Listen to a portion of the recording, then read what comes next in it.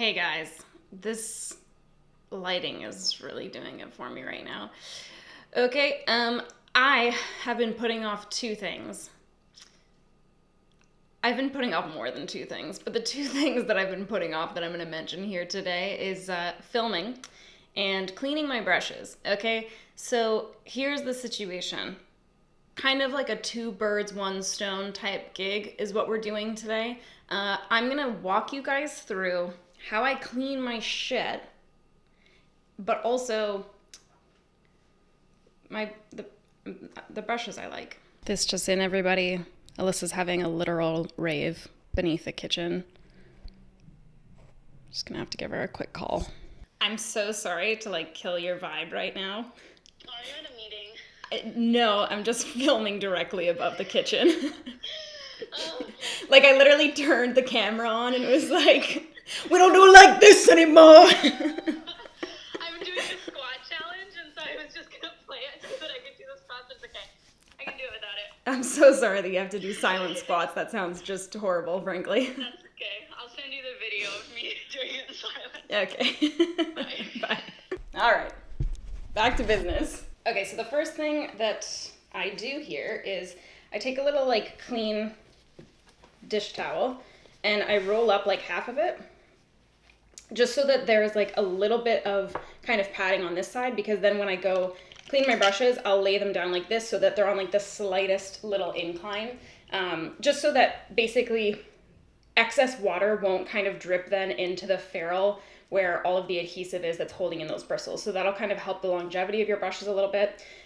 There's a lot of unique ways that people do this. This is just what I find the easiest, and it has, I haven't had any issue with my brushes. So that's just kind of the first thing I do. So once I clean them, then I'll transfer them all to here and I'll lay them all exactly like that. I'm also just gonna give the sink a quick kind of clean and sanitize. So I just use a sanitizing spray, because I don't know, man, I just feel I just want to ensure that the sink is super clean, so that my brushes are super clean that I'm going to be putting on my face after, you know what I mean? I don't know. And then I just make sure to rinse down the sides so that there's none of that sanitizing spray left on here.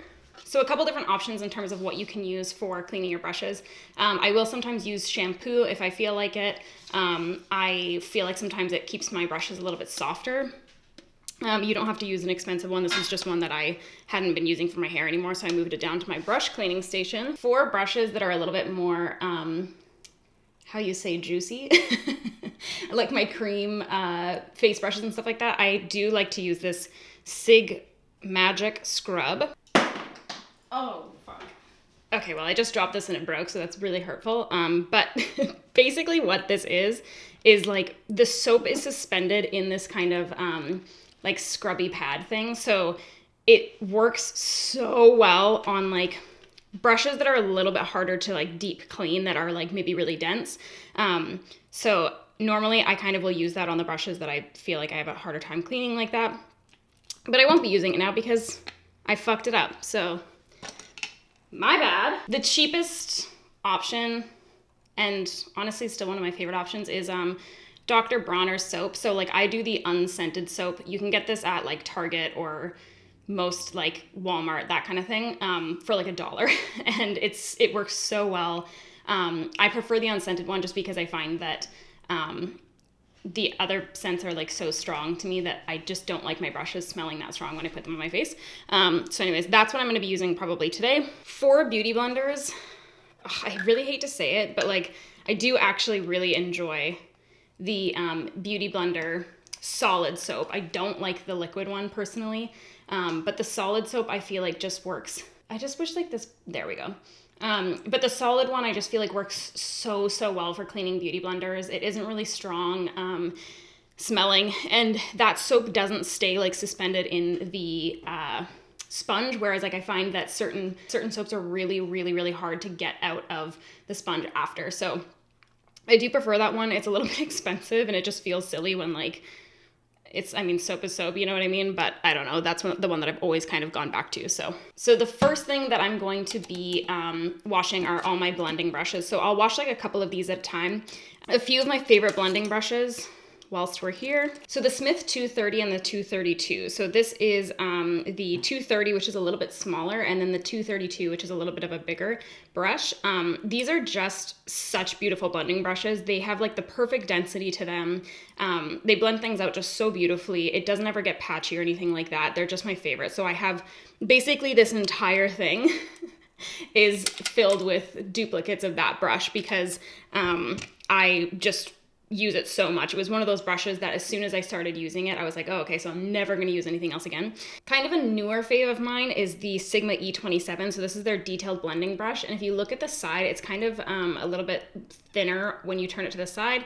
And then it has a little bit of a thicker width when you're looking at it kind of straight on. And I feel like this is just really, really beautiful for blending out kind of like that outer corner area. So these guys I use for kind of like crease and all over blending. And then this one I really like on that outer corner. Is this gonna make my camera focus better? Oh wow, way better. Okay, so I'm so sorry, you guys.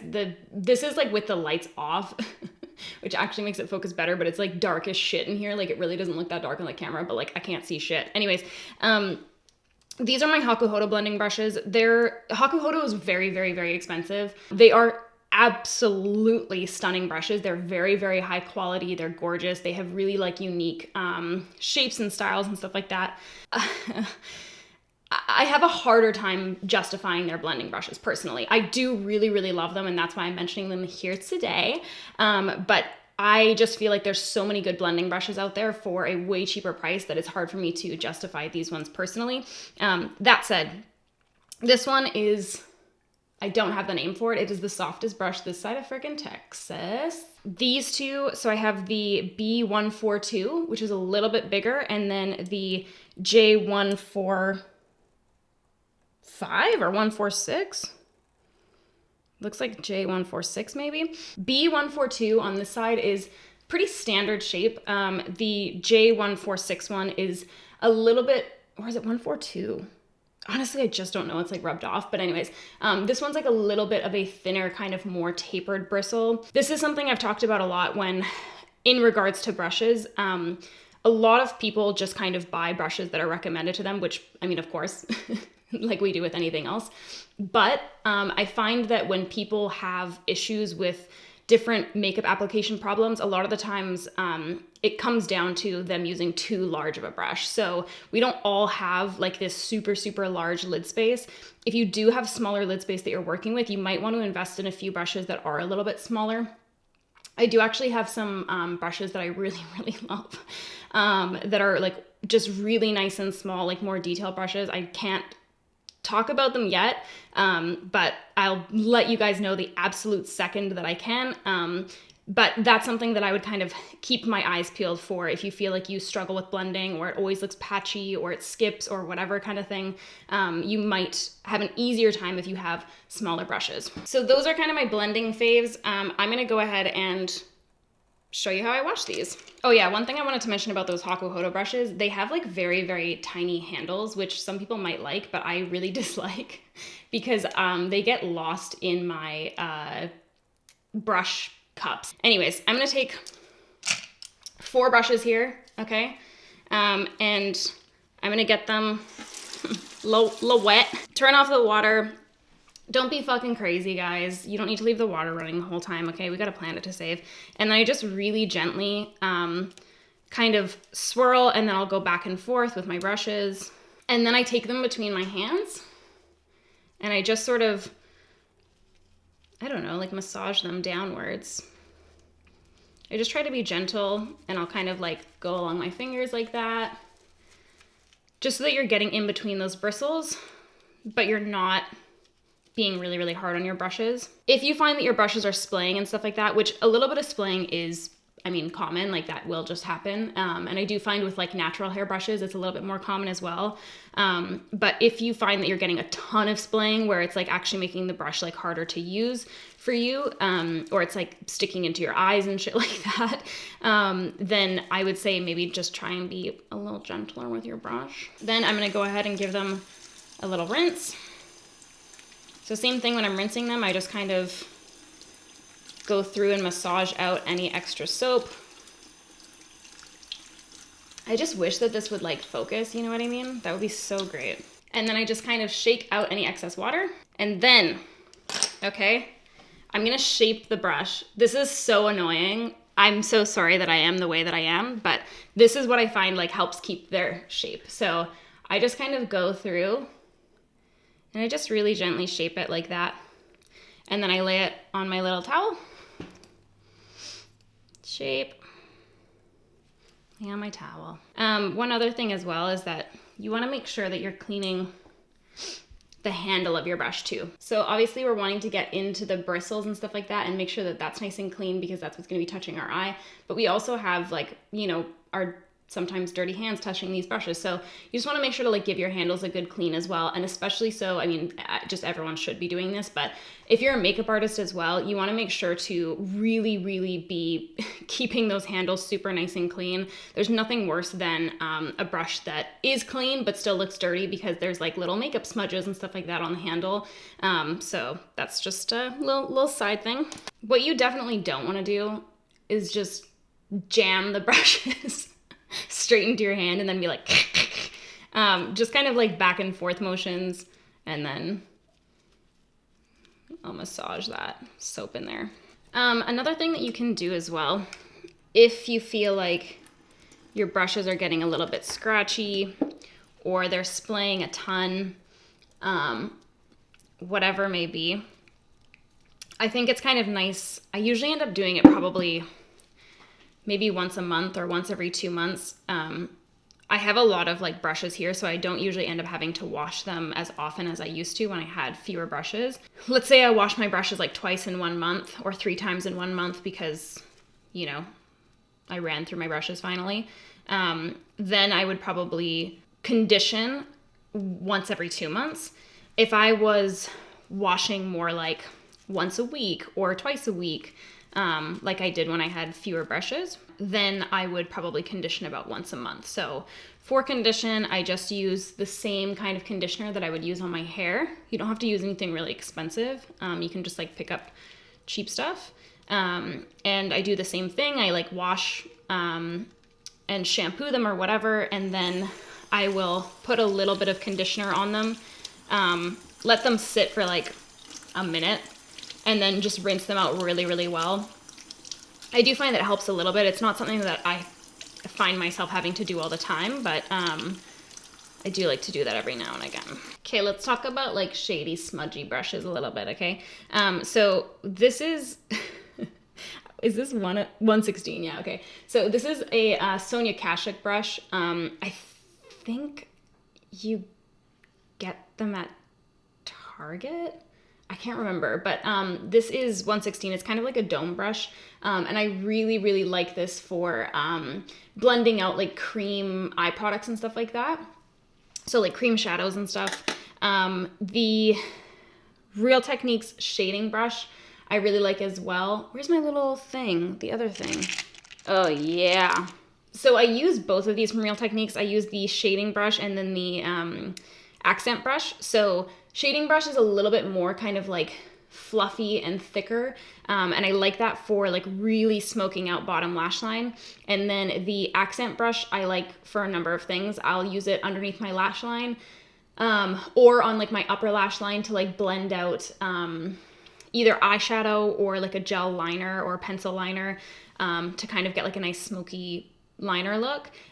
If you don't like a really like dramatic under eye thing, I would probably skip on that brush. Bye. And just stick with something smaller like that. Then we have the Sigma short shader brush. So this is the E20. This one is like very, very, very dense. It's a little bit thick, but not really intense. Like if you wanted something a little less fluffy than the Real Techniques one, this is a good one. But because it's so dense, it's just something to be conscious of because you'll get a really heavy deposit of color. So like, let's say you are using like a cream shadow or something like that. This will give you a really intense, like thick kind of deposit of color, which I like because I will go in and kind of shade on some cream product with that. And then I'll use like a fluffier brush like that Real Techniques one to kind of blend it out almost and like smoke it out more. I do like this as well for smoking out like a really dramatic top liner. This is a brush that I personally wouldn't recommend using a powder with as often because it is so dense and it's so short that it kind of tends to like fling product around. So if you're using a powder and those kind of like loose particles are sitting on top, then you'll end up getting a lot of fallout. Then we have the Sigma E21, which is just kind of a smaller version of that almost. And this is so beautiful. It's really, really, really similar to the Real Techniques accent brush. But it's a little bit more dense, I find. So I kind of like it if I want to go for like a more intense, smudge of whatever. So when I'm washing eye brushes like this, I tend to kind of try to group together brushes that are the same size. So I would use like these two together to wash rather than like this one and this one, just because I find that sometimes then the little ones get like lost in the mix. So I try to group together the bigger ones and the smaller ones. Okay, next we have our little mini lid brushes. So I love like a little kind of shader brush like this. So this one's from Hakuhodo. This is J144. Hold on, let me get it into an actual... There we go. So that's J144. I just like that this one's super, super small. It's nice for even doing like cut creases with and stuff like that if you want to. But I really love it for just like packing on like shimmer, different stuff like that. Same kind of idea with this one. This is the Hakuhodo J242. And I like the shape of this one because the bristles here are actually like a little bit longer, which I think is kind of nice because a lot of brushes that are shaped similarly have like a shorter bristle, which I just kind of like that this covers a little bit more lid space and I can almost like blend out a little bit easier with this one as well. So really nice and thin, and then it's got this wide kind of paddle shape. I have this one that's kind of similar from Volare. This is no idea, E11 maybe? It's so fucking dark in here. But this one's a little bit fluffier than those other guys, which I prefer that the other ones kind of come to more of a taper at the end. But this one works as well. It's nice and small. My like all-time favorite lid brush, oh baby, the Smith 253. This brush is just, oh my God, where do I begin? Like the shape of it is so perfection because it has this kind of like arrowhead shape to it, which allows you to get like really tight into that like inner corner on the top of your lid, which is so nice, and especially like on smaller lids as well. I think it's just sort of nice because when you're using like a bigger brush like this, it can sometimes look a little bit patchier or messier, or you just have to spend a little bit more time kind of like blending into that inner corner, whereas like this just applies it so perfectly. And I just find as well that like when I'm using this one for like a really softly pressed shadow that has like more of like kind of like a glitter or like shimmer to it, like let's say the Tarte Chrome paints or the Hourglass, what are those called? Hourglass scattered light shadows. I get way less fallout if I'm using this brush than I do with similar types of brushes. So I have tons and tons of these as well. It's one of my absolute fave brushes from Smith, but just like overall as well. Then I have my little pencil brushes. So I have a few different ones that I really like. This is the Sigma F6141. So this one is a lot more dense and kind of like intense. This one I would use basically for if I was doing like, let's say a cut crease, but I was using a cream, I would use this because it's so dense and it allows you like a lot of control over cream products. It's a little bit too dense for me personally to use for powder products. I find that I would get a lot of fallout and like just not as accurate of a application. So either blending out like pencils, like let's say like I traced a shape like into my crease with a pencil, I would blend it out with this, or like a gel liner as well, or like a cream eyeshadow or whatever. That's what I like that one for. So that is the F68. Not sure if I said the number already. Then we have the Volare E06, I believe this is. So this is a really, really nice little baby pencil brush. It comes to a really beautiful little taper there. So I think that this one's really nice for powder products if you want like a really defined shape in your crease or whatever, or your outer V. Love this for that kind of thing. It's also nice for doing eyeshadow like underneath your eye, especially like right in your inner corner. Like if you want to kind of smoke out just a little bit like right near your inner corner, I like that because it has such a nice taper to it.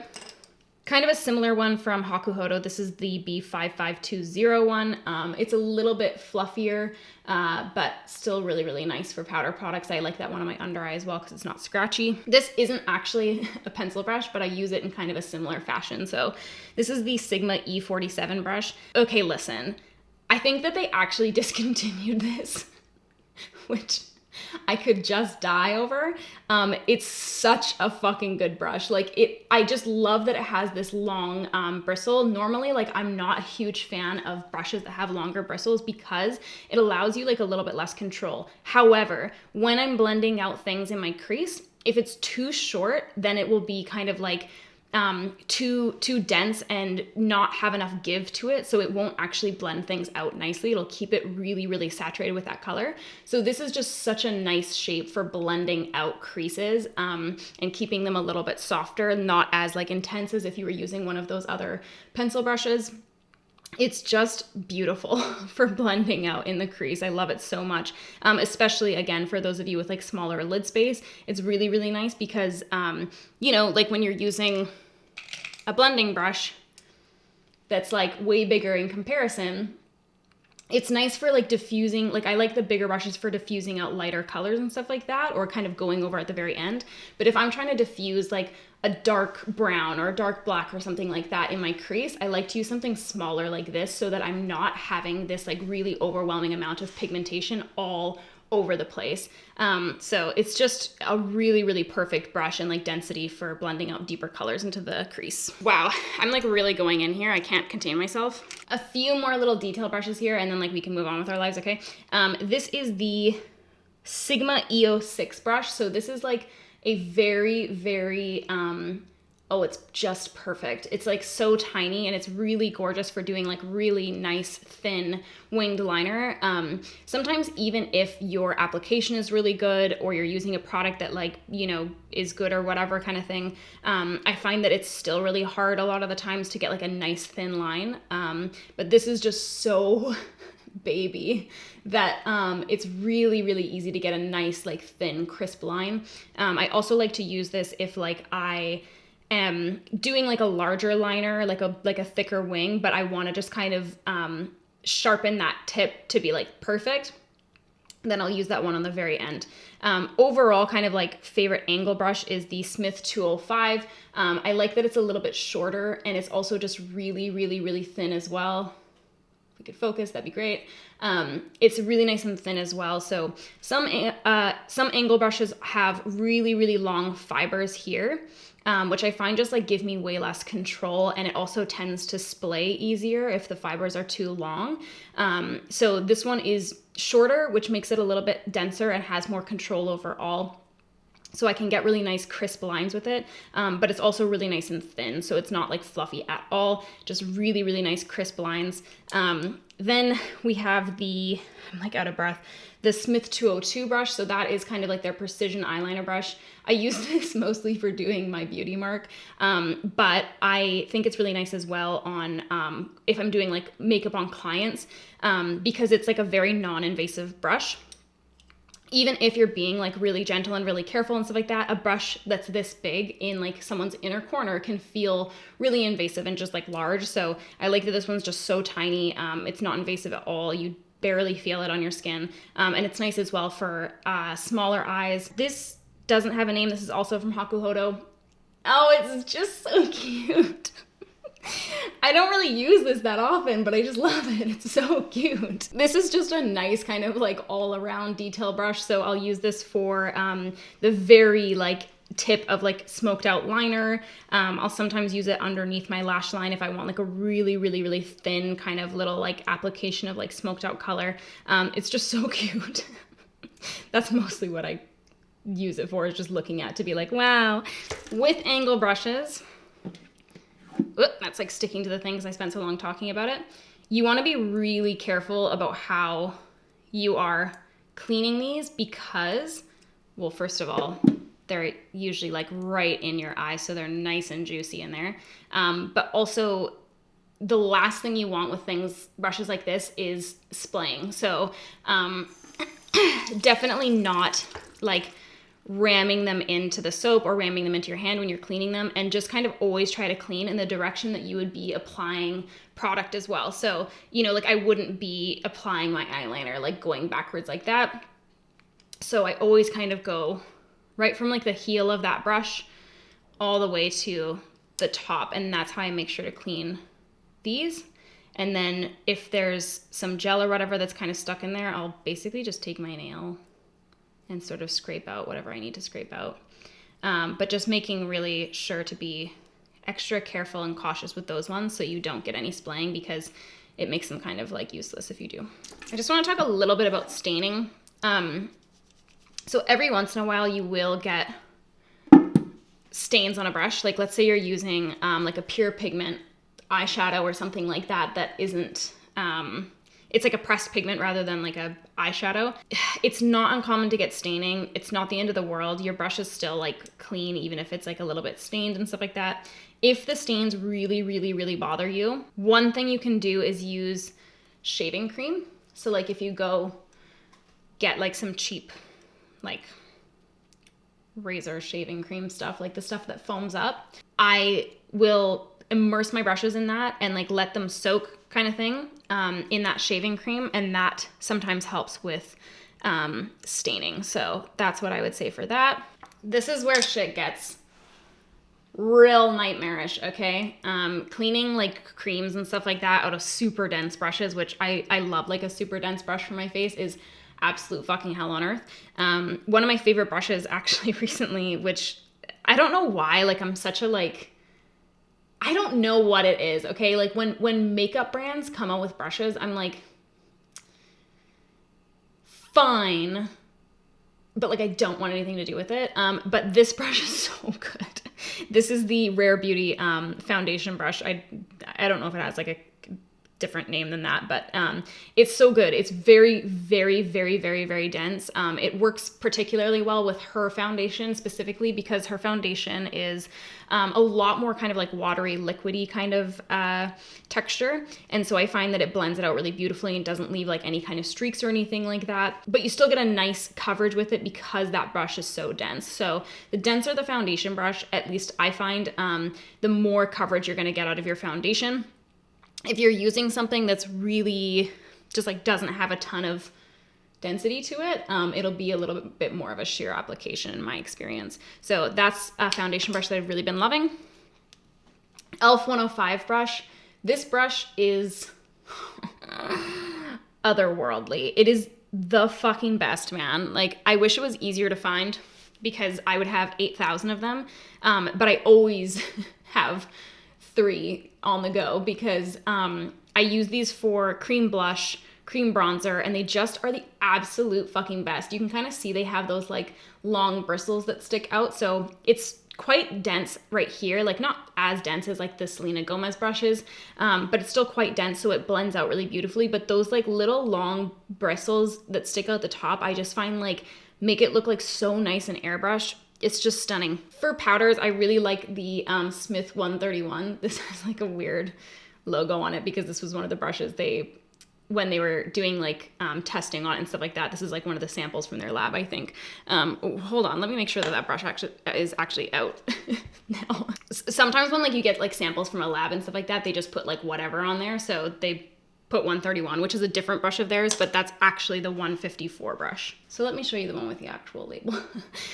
This brush is so beautiful. I just love the shape of it. It kind of comes to like this, it's almost shaped like a diamond. So it kind of comes to this taper at the top. And I just feel like it's really, really beautiful for blending out kind of like powder bronzer and stuff like that. It's a little big for my face personally for powder blush, but mostly just like powder bronzer. Also, like underneath the jawline or like even like on the body and stuff like that, because it has such a nice like good size to it. It's just a really beautiful brush. Other face kind of like powder brushes. So this is, there's literally nothing on this. I have no idea. This is a Real Techniques brush. But I really like this one for doing like a quick kind of set of like an eye primer. So I almost always set my eye primer. It's just like force of habit. It's how I like to do my eyes, but this one is nice because it's just really big and bulky, so I can kind of quickly dip into a shadow that matches my skin tone and then powder like my whole eye really, really fast so that I'm not like wasting a whole ton of time with like a tiny little like blending brush. So that's what I use that one for. But it's also nice for like powder highlight and stuff like that. I just feel like this is what I always end up using that for. The doesn't have a name on it anymore. This is a Hakuhodo brush. It is, oh my God, it's so beautiful.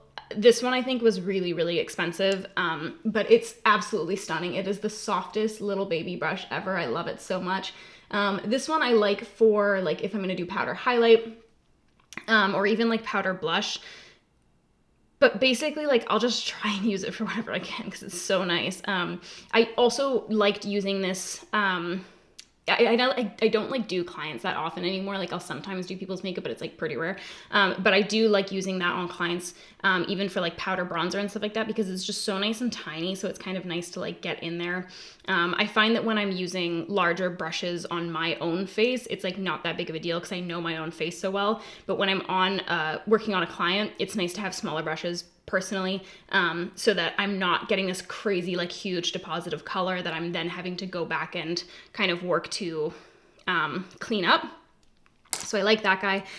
This is the Hakuhodo F6141. It's a fan brush. Fan brushes are like not my top priority. People typically use them for powder highlight, which I detest. I feel like it's just not the brush for me for that application. Like I just feel like it doesn't have like a precise enough application for that. It diffuses it in a way that I don't like because like I prefer to be very specific with where I'm placing my highlight. Like I don't want it all over my cheek or anything like that. But what I like this for is blush application. This is the most beautiful brush. It's quite like fluffy actually. It's not like those like super thin little weird wispy fan brushes. So fucking creepy. I just don't like them. But this brush is just, it's so beautiful for blush application. So that's what I use it for. And I love it for that. Then for eyes, I use these for applying either concealer or like a color corrector underneath my eyes or for using an eye primer as well. So these are both from Real Techniques. So this is the Deluxe Crease brush, which who in God's name is using this for their crease? Don't know, never met them. And then this is the, what's this called? Instapop shade brush. So this one's like a little bit more kind of like tapered, you can see towards the end there. But both of these I use for the same purpose, which is just, you know, concealer, eye primer. Same thing for this guy. This is the Smith 109 brush and I use it for the exact same thing. Then for like other little detail brushes, I have this really gross spoolie brush from a brand called Samir Kuzami. It's also broken. So I have to like twist it back in all the time. And like I'll put nail glue in there trying to like keep this brush together. I don't know why I don't just, oh God, I can't get it back on now. Oh, there we go. I don't know why I don't just get a new spoolie. I have other spoolies, but like, I don't know. Anyways, I use that for either like buffing out like excess product on my brows, but more often I use it for doing soap brows. My favorite brush for brows is the Anastasia 7B brush. So this one is just super, super paper thin. Like it's just perfect. And then the spoolie on the end is really nice as well because it's kind of shorter and it's tapered as well. So it's really nice for blending out excess product. Sometimes spoolies can be, they'll be either like the same width all the way through, which I personally don't like, or they're just like really, really wide. This one's nice because even if you have like thinner brows or more sparse brows naturally, you can kind of get in there with that spoolie and buff out product, but it's not going to be getting it like all over the place, which I find sometimes happens with larger spoolies. So this one I love. I use it for, I usually do like powder on my brows, but it's also really beautiful with like a brow pomade or whatever. Love it for that. And then this is the Real Techniques. Sorry, they all are like rubbed off. I don't have any that have the name on it, but anyways, it looks like this. This guy I use for kind of like cleaning up my brows, I guess, more so. So like the underside of my brows where like I would be putting my eyeshadow underneath, kind of going onto my lid, I'll sort of sometimes take like a concealer or whatever, and I'll just sort of clean up my brows with it. And then I also use this for cleaning up liner. So if my liner is just like not that crisp on the bottom, then I'll take this with like a little bit of a makeup remover, and I just sort of go whoop and clean up the bottom half of that liner. Okay, let's talk about cleaning these creamy ass brushes. Okay, so we're gonna get this one really nice and saturated with water. And I kind of like to like part the bristles just really gently so that I'm getting it into that brush. I'm going to lay the brush on its side like this and work back and forth like this on both sides. So like going right from that ferrule up to the front, and then the heel of the brush up to that front part. And then I'm just gonna really try and go for this. So these are usually ones that require like a couple of rinses. You can see like how much shit is coming out of there. It's fucking ridiculous. So I'm gonna kind of give that a good rinse. I'll kind of part the bristles really gently. And I'll try and squeeze as much of that out as I possibly can while still being, you know, not too rough. And then same thing. The thing with dense brushes that makes them so hard to clean is that you can kind of make them look clean on the outer surface there, but on the inside, when you like part the brush, there's like all this product and bacteria and grossness that gets trapped in between those bristles. So you want to be really, really careful with how you're cleaning it. Also, sometimes you'll notice like that the top part will look clean and then there will be like a line of shit right here. So that's why I take that bar of soap and I really scrub back and forth kind of thing. Like I just wiggle it back and forth, trying to get right close to that ferrule so that we're not missing all of that product that's trapped down there. The other thing you can do if you feel like you're having a really, really hard time getting in there and cleaning things out, sometimes what I'll do is I'll actually take a spoolie brush, a clean spoolie brush, not a dirty one, and I will go through and actually like clean it like this, just so I'm really, really getting in there and making sure it's nice and clean. And then I'll kind of tip it upwards like this and just go through and really make sure that brush is nice and clean. This is also nice. I mean, I don't imagine that this happens to a ton of you, but it happened to me when I was a makeup artist, when I was doing like special effects, or sometimes if I just got like eyelash glue somewhere. If you ever get glue caught in your brush, this is really nice for that as well. So I'll just kind of get either conditioner or soap in my brush if there's glue caught, and I'll use my little spoolie to clean it out. If you have a brush that has dye bleeding, so some brushes will bleed like a blue dye. I'm kind of hoping that this one will do it, but I don't think it will because I've had it for so long now. No, it's not gonna do it. Some brushes, because they're dyed fibers, the brush will leak dye the first couple times you wash it. It's not uncommon. There's nothing wrong with your brush. What I do is like if I find that it's rinsing out blue or black or whatever kind of thing, I'll just give it a really good rinse and I'll just keep kind of like shampooing and washing it and stuff like that. If you cannot get the water to run clear the first time you're washing it, you should be fine to still use it anyways. You just want to make sure that that brush is like perfectly dry before you go to use it, because otherwise sometimes if it is a brush that's leaking dye, then if you use it before it's like completely 100% dry, it can sometimes leave like a little bit of a blue mark on your makeup, especially if you're using it with liquid products. So like let's say that you are going to go blend out like a cream concealer, a liquid concealer with it. Sometimes that dye can leak out and be reactivated by the moisture in the concealer or whatever you're using, which can cause it to sort of like muddy the color of your your product. So just make sure it's super, super dry, and then just give it a really, really good clean rinse every single time you wash it, and then eventually it will stop leaking dye, or it should. I haven't had a brush that hasn't stopped. And then let me show you guys how I clean my beauty blenders. So beauty blenders is basically the only sponge that I personally use.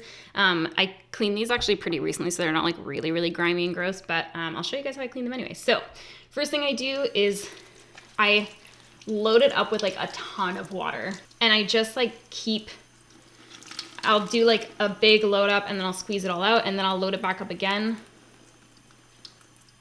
And I'm just like squishing it very, very lightly so that it'll like soak up that water.